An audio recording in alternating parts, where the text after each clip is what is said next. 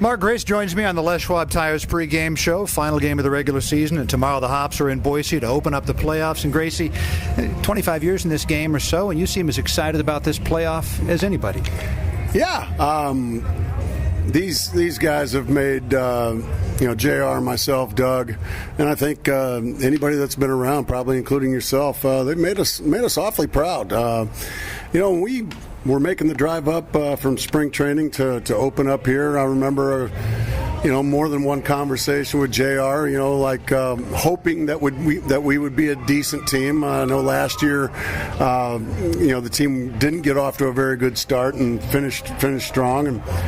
And we didn't really know what we had, but man, these kids have played so well, and they've bought in from the minute they got here. They bought into our program. They bought into what we're trying to do offensively, defensively. Dougie's pitching staff has been outstanding, and I don't know if there's been a prouder moment, in the last few years since I quit playing that I can recall. These kids have made me awfully happy.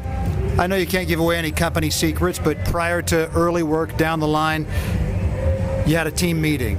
Can you tell me anything about what was said there? No, the big team meeting is going to be tomorrow. This was more about, hey, bus ride, 7.5 hours to Boise, make sure you get this, and this. Tomorrow will be the big pep talk. I'll have something to say. I'm sure Doug will have something to say, and Halsey as well. That'll be the time that I may come unglued. What do you tell your hitters about how to approach the postseason? Oh, man. First of all, basically what I've told them all season. A lot of them, this is their first professional season. Just learn how to slow things down. Learn that it's okay to be nervous. You wouldn't be a human being if you didn't get nervous in certain situations, Rich. But the ones that continue and the ones that don't continue, the ones that continue, they channel that nervousness into excitement. The ones that don't continue, they channel it into fear. And I'm trying to teach them how to channel their nervousness into the excitement that the fans have, that I have. I don't want you to be scared of the moment. I want you to relish it. I want you to welcome it. And it's hard to do for 20 and 21, 22, 23-year-olds that have never been through it. But slowly but surely we've gotten there. What a great theory. I love that. Was there a time in your career when you remember channeling that nervousness from fear into excitement when you made that adjustment? Well, I just remember Game 7 of the World Series in 2001. I was leading off, and I was having a litter of kittens out there.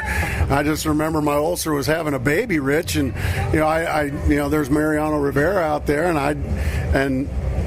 I just all of a sudden when I got in the box, there was just some calmness that playing the game for in the big leagues for all those years, being in that position, not quite that position, but being in big situations before, and failing in those big situations before. I didn't come through every single time. Nobody does, but I just remember, instead of fearing that moment, I remember saying, I've waited my whole life for this moment.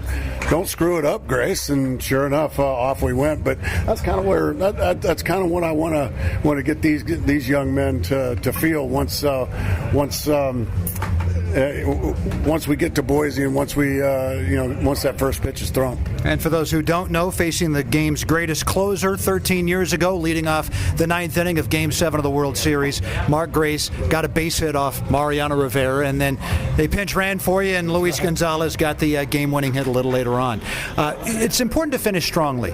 Taylor Ratliff has struggled for the most part of 2 years here, but he's hitting above 270 in the month of August. What differences have come in his game over the last month? Oh, we just we all know Taylor's not a 150 hitter or a 100 hitter like he was for a month and a half. Yeah, he's a better player than that. He's a better athlete than that. And I think a lot of times when you struggle for a lengthy amount of time, you may start to believe, well, maybe I am a 100 hitter. And I think it was more of a mind over matter thing with him. You have to continually, continually pump him up, just like you do your 350 hitters. You have to continually encourage him. And also, I think we did a few different things with his hands. We laid the bat on his shoulder rather than off, and that's been a big help for him. So I know the folks at home are on the radio, so they can't see what we're talking about. But if you see Taylor Ratliff last year versus what you see this year on video, you'll see that the bat's on his shoulder, and it's creating a better swing plan. It's creating a better swing path for him, and the results are getting there. Yeah, they sure are. We talked about the playoffs. Who did you play with or against that you noticed could really elevate their game when the chips were down? Oh, man.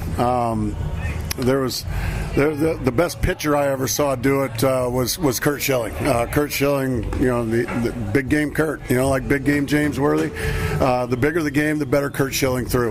The hitting side of it, I was fortunate enough to play with some Hall of Famers like Ryan Sandberg and Andre Dawson.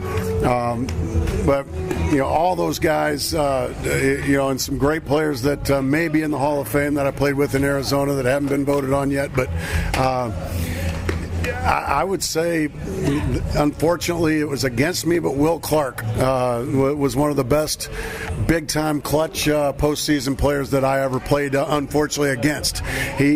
I had a very good 1989 series against him. He was just a little bit better and got me. So my name's in those postseason hats, but Will was one step above. They're getting ready to take infield. You got 2 minutes left. You got to go right now. I got to go now, but I got one more question. Okay, go ahead. Oh, you got one more. Okay, yeah. I thought you were going to ask me a question. Oh, okay. Interview me. Okay, no. How about this, Rich? Do you think this team has enough to win the entire championship? I sure do. 4 wins, best team in the league. Of course, in baseball, you never know. The worst team in the league could beat the best team in the league 2 out of 3. But coming down right to it, I like this team's chances as much as anybody's. How's that? I'm right there with you, and I'll go a step further. We will win it for you, okay? Okay, sounds good. And I got one last thing for you. I hope I don't make you feel old here, but how many times in the big leagues did you hit for the Cycle? One time. One time. May 9th, 1993. You know their outfielder, Yale Rosen? No, I don't. I know who he is. For Eugene, yeah. That's the day he was born. Thanks a lot, Rich. Okay, this interview's over, folks. Nice talking to everybody. And the last time I'll Rich Burke signing off. And the last time Mark Grace will ever speak with me. We'll be back with more on the Les Schwab Tires pregame show in a moment. Thanks, Gracie.